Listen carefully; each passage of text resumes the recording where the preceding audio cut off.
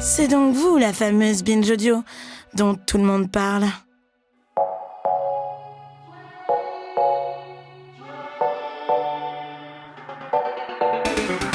On ne doit pas apprendre à lire et à écrire à la femme, si ce n'est dans le cas particulier où l'on veut en faire une nonne, écrit le diplomate, poète et juriste Philippe de Novare. Et pourtant, elles ont existé ces femmes qui écrivent au Moyen-Âge en dehors des couvents, celles qu'on appelait trobairitz, poétesses, autoresses, escrivantes ou clergeresses, la plus illustre étant sans doute Christine de Pisan au XVe siècle, qu'on peut considérer comme la première grande écrivaine de langue française. Mais en pratique, comment pouvait-on être femme et autrice au Moyen-Âge ? Comment acquérir l'éducation nécessaire ? Comment vivre de sa plume ? Pour comprendre tout ça, je vous propose un voyage dans le temps. Remettons-nous ensemble dans les conditions de production littéraire de l'époque. C'est le sujet de ce deuxième volet de notre épisode sur le français médiéval, avec Maria Candéa, ma collaboratrice dans ce podcast, linguiste à l'Université de la Sorbonne Nouvelle, et Gabriela Paroussa, professeure, linguiste, philologue, également à l'Université de la Sorbonne Nouvelle et au laboratoire Clestia. Parler comme jamais en pratique, c'est maintenant.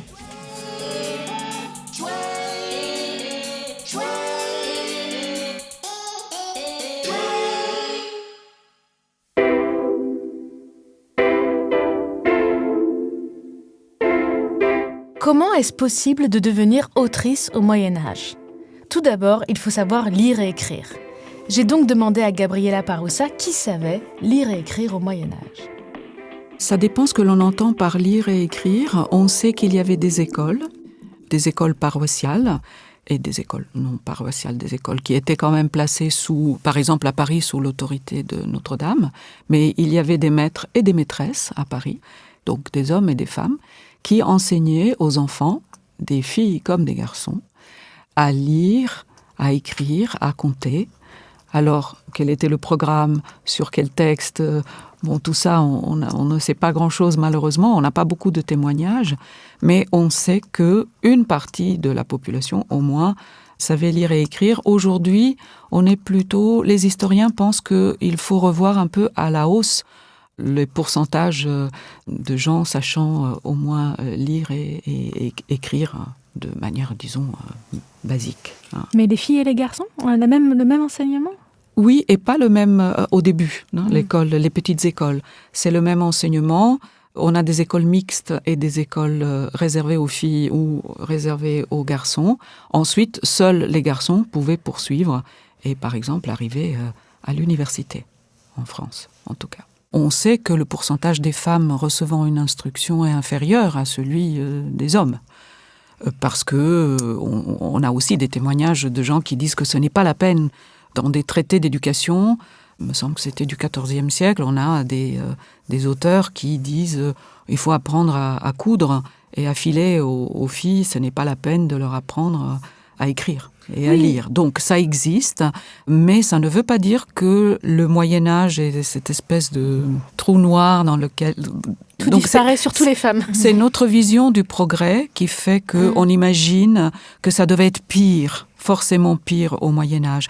Et en fait, on voit très bien qu'il y a des parents qui sont tout à fait conscients du fait qu'il faut instruire les filles. On sait que dans les classes les plus élevées, les nobles donnaient quand même une instruction aux filles. Donc, on ne peut pas parler d'égalité. D'ailleurs, les seules femmes qui ont pris la parole, comme Christine de Pisan, le disent, qu'il n'y a pas d'égalité. Et qu'il faut instruire les filles, il faut leur donner une instruction, il faut leur apprendre à lire et à écrire. Parce que l'on sait que les femmes savaient, il y avait des femmes qui savaient écrire, il y avait des femmes qui écrivaient, qui étaient des copistes. Il y avait des femmes qui travaillaient dans des ateliers d'imprimerie, plus tard, à la fin du XVe siècle. Le problème, c'est qu'elles ont laissé peu de traces, les femmes, parce qu'elles n'ont pas le droit de signer des contrats, elles n'ont pas l'autorité juridique, sauf si elles sont veuves. Donc les seules qui laissent des traces, c'est les veuves, en fait. Celles qui travaillent, elles travaillent pour leur mari. Elles travaillent pour leur mari, pour leur père, pour leur fils, parfois. Elles sont associées uniquement si elles ne sont plus soumises à une autre autorité, qui est celle du père ou du mari. Pour être une femme qui sait lire et écrire, il faut donc venir d'un milieu aisé et avoir eu des parents qu'on pourrait appeler progressistes. Mais même dans ces cas, l'éducation n'est généralement pas très poussée. Et elle ne suffit pas quand on prétend devenir une femme de lettres. Homme de lettres. On dit femme de lettres maintenant. C'est mieux. Les obstacles sont énormes parce qu'elles n'arrivent jamais au même niveau d'instruction que les hommes. Je ne dis pas qu'on les exclut totalement de l'apprentissage du latin, mais ça peut poser un véritable problème. Et d'ailleurs, ça a posé un problème pour un personnage comme Christine de Pisan, dont même certains critiques contemporains ont du mal à admettre qu'elle ait pu lire des textes en latin. Pour la simple raison que, comme elle ne pouvait pas aller à l'université, elle ne pouvait pas connaître le latin. Sauf que Christine de Pisan a eu la chance d'avoir un père qui lui a donné l'instruction nécessaire. Alors, Ce qui est, quand même, il faut le rappeler, assez extraordinaire. Elle était la fille d'un astrologue connu. Il est italien, de Bologne. Il a été appelé par Charles V pour qu'il vienne à la cour. Et il s'est donc installé à la cour avec sa femme et ses enfants, donc Christine. Et il a probablement vu qu'elle était particulièrement intelligente et intéressée à la culture. Et il lui a tout appris, dit-elle. Elle n'a gardé que les miettes de la table du grand savant qu'était son père. Et elle a, avec lui, elle a accès à une grande bibliothèque. Et donc, elle a appris à lire, à écrire, elle a appris le latin auprès de son père. Oui. Et ça, c'était quand même assez exceptionnel comme instruction pour une femme. C'est tout à fait exceptionnel pour cette époque. Alors, tout d'abord, elle a écrit des poèmes courtois, des poèmes d'amour, qui plaisaient beaucoup à la cour. Et on lui a donc demandé d'en écrire davantage. Et elle a commencé ainsi sa carrière, mais elle s'est mise surtout à faire de l'écriture son métier à partir du moment où elle devient veuve. Parce qu'elle a été mariée à l'âge de 15 ans, elle a eu 3 enfants, et puis le mari est mort d'une épidémie, à cause d'une épidémie, je ne sais pas laquelle exactement, et elle s'est retrouvée donc veuve à la tête de sa petite famille. Très jeune, non ? Très jeune. Et elle a donc décidé de faire de l'écriture son métier. Ce qui est quand même assez extraordinaire. Oui, parce que normalement, quel est le destin habituel quand on est veuve comme ça ? On se remarie ou on va au couvent ? Le remariage ou le couvent, oui. D'accord. Et donc elle décide de ne pas se remarier et d'écrire. Est-ce qu'elle a tout de suite eu du succès ? Qu'est-ce qu'elle s'est mise à écrire ? Dans quelles conditions ? Est-ce qu'elle a une commande ? Elle a des commandes, oui. À cause de sa réputation, parce qu'elle a déjà écrit. À cause de sa réputation, parce qu'elle a écrit des textes, des courts poèmes, des ballades, qui ont beaucoup plu. Et ensuite, elle vise beaucoup plus haut. La pédagogie, la littérature morale, la politique, et puis aussi la condition des femmes.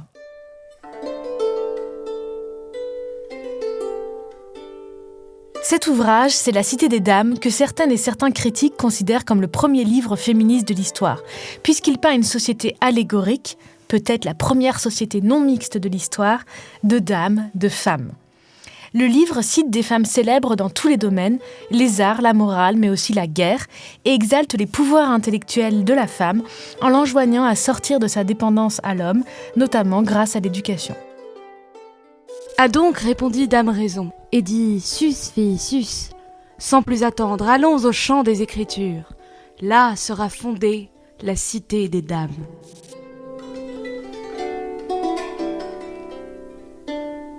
Mais quand on représente un cas particulier, comme celui de Christine de Pisan, la seule femme à avoir cette place dans un domaine dominé par les hommes, peut-on se revendiquer femme ? J'en discute avec Gabriela Parossa. Oui, parce que il y a quelque chose, tu me corriges si je me trompe, mais qui est fascinant dans cet acte d'écrire qui est quand même exceptionnel pour une femme, c'est qu'à la fois, elle dit plusieurs fois qu'elle est devenue homme par mutation de fortune, comme elle le dit, elle parle même d'être le fils de son père, enfin, elle se désigne au masculin dans ce destin exceptionnel d'écrire. Il convient que je vous raconte la mienne transmutation, qui par la visitation de fortune fut remuée et de femme en homme muée. Et en même temps, elle écrit aussi avec un jeu au féminin, qui d'ailleurs des fois sera copié mais au masculin. Quand il y a des copies de ses œuvres, ça passera au masculin. Et elle revendique en quelque sorte d'être une femme dans la cité des dames, et elle parle de la condition féminine. Donc qu'est-ce qu'on peut penser de ce passage entre cette désignation au masculin, au féminin, dans ce statut et dans ce destin exceptionnel pour une femme ? On y perçoit, je crois, la difficulté à se faire accepter en tant que femme auteur, l'autrice. C'est difficile.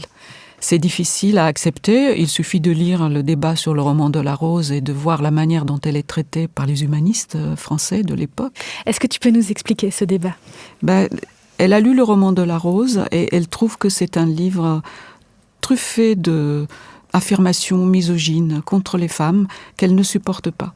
Alors elle attaque ce roman d'un point de vue moral, en disant ce n'est pas bien de lire ce roman, c'est pas bon pour l'éducation des jeunes, personne ne devrait le lire, etc. Mais on comprend bien que ce qui la concerne, au premier chef, c'est la misogynie, surtout de la deuxième partie du roman de la Rose, de Jean Demeun. Mais évidemment, en faisant cela, elle vise l'une des œuvres les plus importantes du Moyen-Âge, et elle vise une œuvre écrite par Jean Demeun, un grand clerc reconnu par l'université. C'est incroyable quand on y pense, elle s'attaque à des monuments. Et donc elle s'attaque à un monument, et elle va commencer un véritable débat avec des humanistes qui ne sont pas très tendres avec elle et qui lui disent tout simplement qu'il faut qu'elle se taise parce que c'est une femme et qu'elle n'a pas le droit. Et de quoi elle se mêle, pourquoi elle vient parler d'un grand clerc renommé, reconnu par tout le monde, par tous les savants de l'université. Donc voilà, là on voit quelle est la difficulté pour elle, pour se faire une place dans cet univers. C'est-à-dire qu'il est beaucoup plus facile pour elle d'écrire pour la cour, qui finalement accepte plus facilement que les clercs de l'université, qu'une femme vienne prendre la parole sur, disons, occuper l'espace public par ces... Intervenir dans le débat, au fait, en quelque sorte. Sauf que la littérature parlait beaucoup des femmes. Donc, quelque part, elle pouvait facilement construire une légitimité en tant que femme, puisque la littérature en parlait tout le temps. Et donc, je pense que ça résonne beaucoup. Enfin, c'est pour ça aussi qu'elle a beaucoup de succès encore de nos jours. Parce qu'en fait, on entend bien ce qu'elle dénonce. Il y a des permanences sur ça. La misogynie de la culture dominante et le fait que les femmes, en fait, sont là pour décorer, mais elles sont là pour constituer un objet et non pas des sujets. Et que dès qu'elle ouvre la bouche, en fait, on ne veut pas entendre des vraies femmes, on veut juste en parler. Et que c'est un discours d'homme. En quelque part, ça résonne avec MeToo, quoi. En fait, elle faisait son MeToo toute seule. Ou en mode la parole aux concernés, arrêter de parler des femmes, écouter une femme parler des femmes elles-mêmes. Exactement. Et le côté saugrenu qu'on lui envoie à la figure, je trouve que c'est extrêmement touchant pour nous. Moi, il y a quelque chose qui m'a marquée, parce que j'ai l'impression qu'effectivement, il y a des débats qui sont pérennes. C'est que Jean Demeun et d'autres grands clercs de l'époque ont des métaphores extrêmement masculines et phalliques pour parler de l'écriture. Très clairement, prendre la plume, c'est rapprocher du pénis. Écrire, ça devient labourer le corps de la femme. Des métaphores très, très, très masculines et très sexuelles. Et ça, on les rencontre dans toute l'histoire de la littérature, jusqu'à Pierre Michon, Les Vies minuscules, jusqu'à du bon 20e, 21e. Et donc, avec cette idée que l'acte d'écriture est très masculin, très viril. Et en fait, ça, c'est donc finalement des débats qui ont lieu depuis le Moyen-Âge, puisque Christine de Pizan s'élève aussi contre ça en disant que les femmes ont le droit de prendre la parole et ont le droit d'écrire. Non seulement elles ont le droit, mais si elles veulent changer quelque chose, il faut qu'elles écrivent des livres. Elle sait très bien quelle est la force des livres, parce que dans un de ses ouvrages, quand elle se demande à un moment donné, elle fait semblant de se demander « Mais pourquoi donc les femmes sont si mauvaises ? Qu'est-ce qu'elles ont fait ? Pourquoi ? Pourquoi les grands auteurs du passé disent autant de mal des femmes ?» Et puis, elle se donne toute seule la réponse, mais qu'elle fait formuler par un personnage allégorique, qui lui dira « Mais c'est parce que ce ne sont pas les femmes qui ont écrit les livres. » Donc, ce qu'elle fait, c'est de réécrire l'histoire, en fait, d'un point de vue féminin. Et elle dit aussi, si je ne me trompe pas...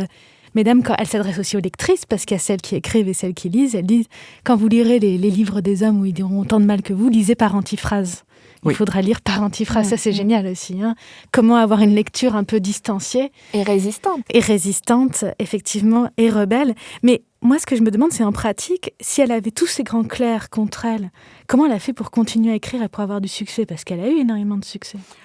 Je pense qu'il ne pouvait pas grand-chose contre quelqu'un qui écrivait des livres et qui ensuite, disons, offrait, parce qu'elle a offert énormément de manuscrits à des bibliophiles comme Jean de Berry ou au roi de France, à la reine Isabeau de Bavière, à Louis d'Orléans, donc des gens qui ensuite la payait, lui faisait des cadeaux, ce qui lui permettait de vivre et de faire vivre sa famille.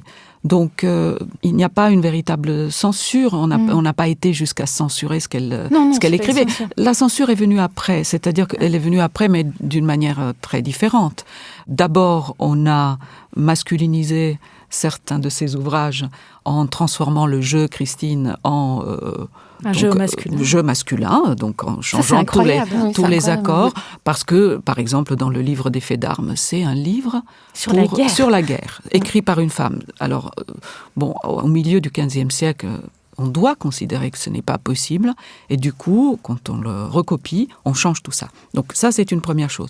Et la deuxième, c'est l'oubli dans lequel elle est tombée. Un oubli qui a été orchestré, en fait. Enfin, c'est pas un oubli qui est tombé du ciel, c'est... D'abord, l'oubli a commencé comme pour tous les textes du Moyen-Âge, c'est-à-dire qu'il y a eu quand même pas mal d'années, de décennies, de siècles où on n'a plus lu les textes du Moyen-Âge pour différentes raisons. Ils ne sont plus accessibles, ils sont dans une langue qu'on ne comprend plus très bien, ils sont dans des manuscrits ensevelis sous la poussière des bibliothèques, donc on ne les lit plus. Et ensuite, c'était un peu volontaire, c'est-à-dire qu'il y a eu certains critiques qui ont vu ces textes, mais qui ont considéré que ça ne valait pas la peine.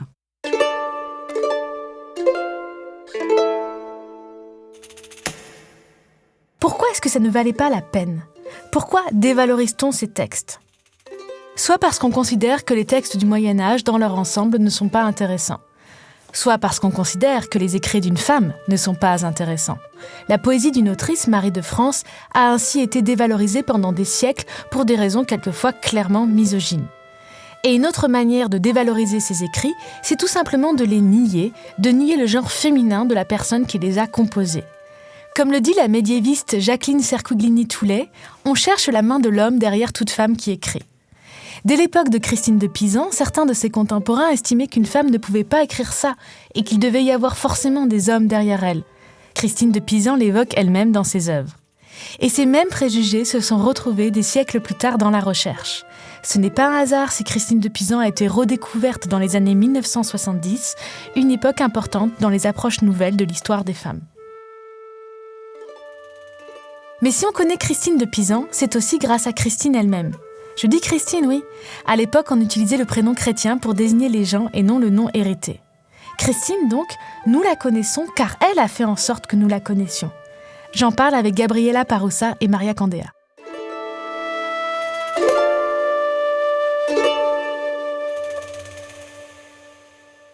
Ce qui me paraît fascinant, c'est que c'est à la fois une femme autrice, donc, mais aussi une femme qui s'occupe de la diffusion de son œuvre, Absolument. de manière aussi un peu stratégique, matérielle pour vivre, puis peut-être politique pour avoir des appuis, elle ne les offre pas à n'importe qui, et puis qui pense aussi à l'avenir de son œuvre, me semble-t-il, même à la cohérence de son œuvre, au fait qu'on se rappellera que c'est elle qui l'a écrit, c'est ça aussi qui nous a aidé à la redécouvrir, si je ne me trompe pas. Oui, c'est ça, et elle a laissé des traces, elle a laissé son nom, elle a laissé...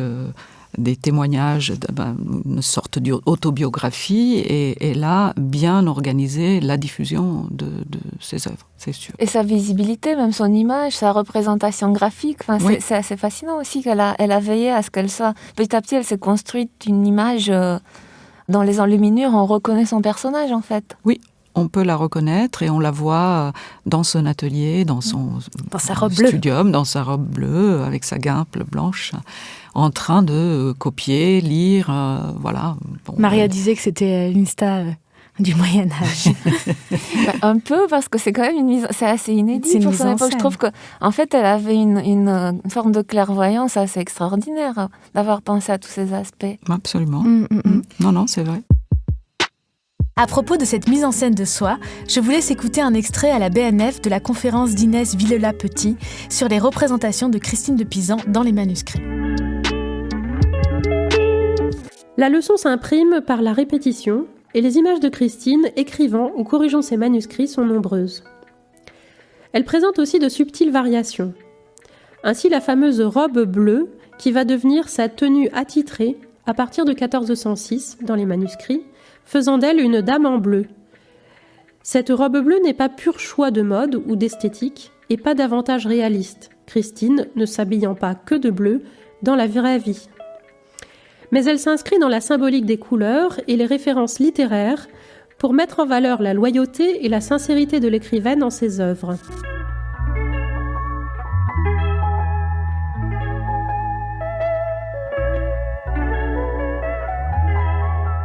Pour en revenir aux écrits de Christine de Pisan, j'ai demandé à Gabriela Paroussa ce qui l'intéressait en tant qu'historienne de la langue dans ses écrits. C'est pas parce que c'est Christine de Pisan, c'est parce que c'est un état de langue qui m'intéresse beaucoup, parce qu'il est à la fois plus proche du français moderne que l'ancien français, et en même temps ce n'est pas du français moderne. Ça m'intéresse parce que c'est un état de langue dans lequel on peut voir certaines évolutions, où il y a encore une grande variabilité. Du point de vue des graphies, par exemple, c'est un moment extraordinaire de grande création, invention. Et donc, voilà, ça m'intéresse. Après, est-ce que la langue de Christine de Pisan a des particularités ? Ça, c'est beaucoup plus difficile. C'est aussi un débat en stylistique, par exemple, de savoir est-ce qu'on peut étudier stylistiquement les textes du Moyen-Âge ? Certainement, moi j'en suis convaincue. Oui, maintenant c'est plutôt ce qui l'emporte, mais ça fait quand même polémique. Ce qui m'intéresserait, mais je n'ai pas encore pu travailler là-dessus, c'est de voir si la langue maternelle de Christine de Pisan a laissé des traces dans son français. L'italien. Est-ce qu'il y a des italianismes ? Ou un des dialectes gallo-italiens qu'elle devait parler.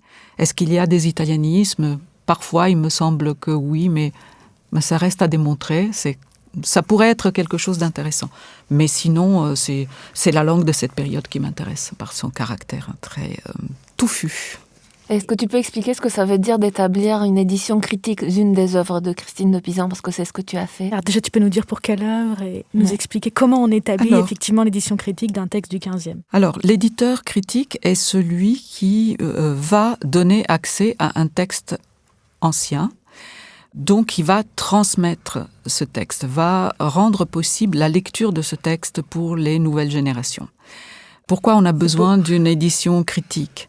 Parce que si je veux lire un texte de Christine de Pisan comme celui que j'ai édité, par exemple, l'Épître aux Théas, je me trouve devant un foisonnement de versions et de manuscrits.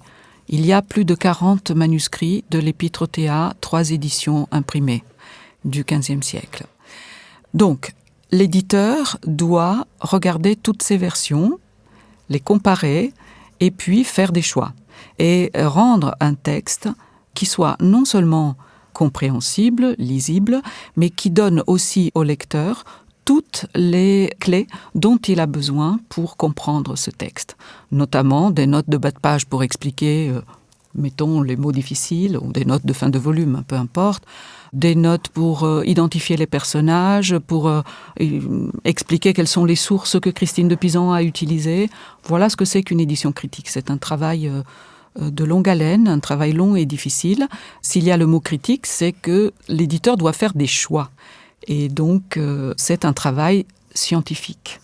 Ça, c'est aussi dur à imaginer. Nous, on a l'impression qu'il y a un texte qui circule, qui est édité, qui est réédité. Et au fait, pas du tout. À chaque fois le texte est copié, il y a des changements. Il y a des modifications qui sont dues soit à l'inattention du copiste, soit au fait que le copiste a envie de modifier un mot ou il ne le comprend plus, soit l'auteur lui-même, et c'est le cas de Christine de Pisan, corrige et revient sur ce qu'elle a écrit. C'est ça qui est très intéressant chez elle.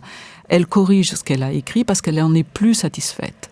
Et donc, modifie, et là c'est du style parfois, ou un choix linguistique, tel mot ne lui convient plus, elle trouve que tel mot ne va pas, il y a une répétition, donc elle modifie, ou simplement le destinataire n'est plus le même, donc on va éliminer tout ce qui est contre les Anglais dans certains textes parce que le destinataire est un Anglais. Voilà, donc il faut que l'édition rende compte de tout ça. Et on a aussi tout ce qu'on avait dit sur les variations à des moments géographiques, par exemple, d'adaptation. Absolument. Où la copie va aller. Alors, comment on choisit ? Qu'est-ce qu'on fait ?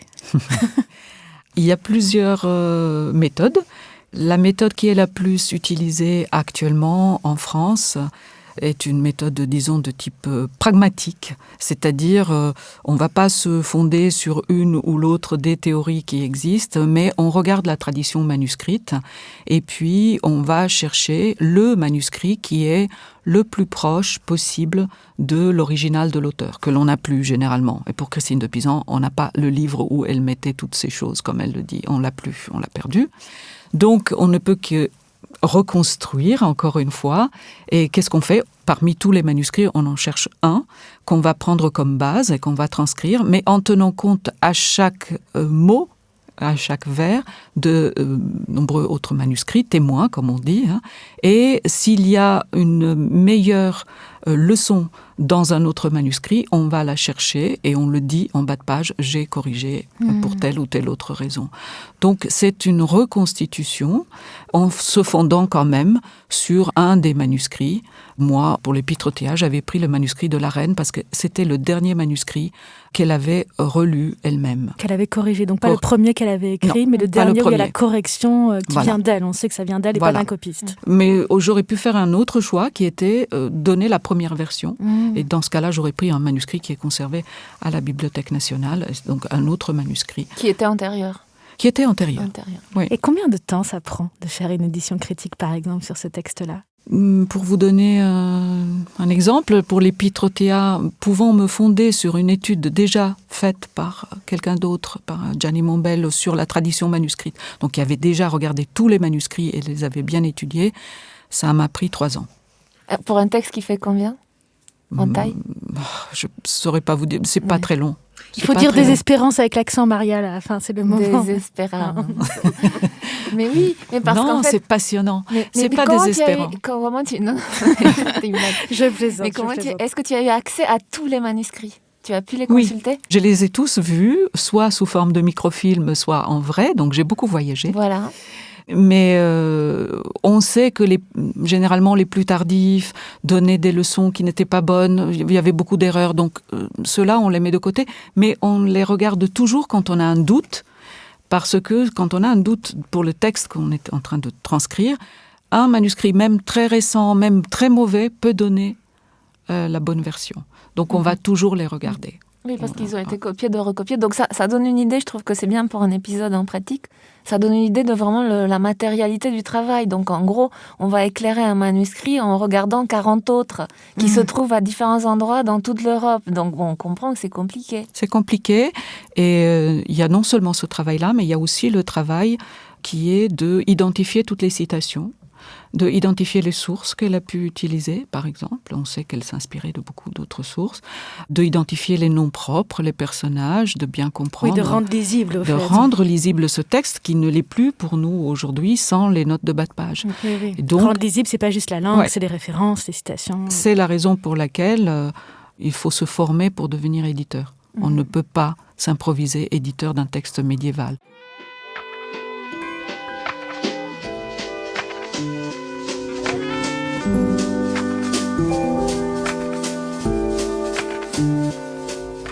Dans cet épisode, on a exploré ensemble comment une femme pouvait prendre la plume au Moyen-Âge et devenir une autrice reconnue. Et on a vu comment le travail des éditions critiques pouvait nous permettre de redécouvrir et de relire ces textes des siècles après. D'ailleurs, sachez qu'une partie des manuscrits de Christine de Pisan est numérisée et disponible en libre accès sur le site Gallica de la BNF. Ils sont absolument magnifiques, je vous mettrai le lien sur la page du podcast. Et selon Maria, le travail esthétique sur les graphies peut même donner des idées de tatouage, mais ça, je vous laisse en juger, je ne me prononcerai pas. Plus généralement, l'exemple de Christine de Pisan peut nous faire réfléchir sur notre rapport à l'histoire. Lorsqu'on s'intéresse à la période médiévale, on court 2 risques opposés. Soit commettre des anachronismes en imaginant des pratiques trop proches des nôtres, soit exotiser les gens et leurs mœurs en les imaginant bien trop éloignés de nous. C'est d'ailleurs à cela que nous incite le sens commun et caricatural du mot moyenâgeux pour dire arriéré.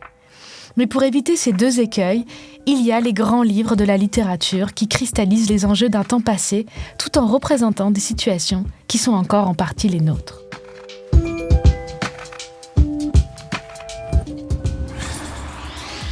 Voilà, c'est terminé pour ce 2e volet de Parler comme jamais sur le français médiéval.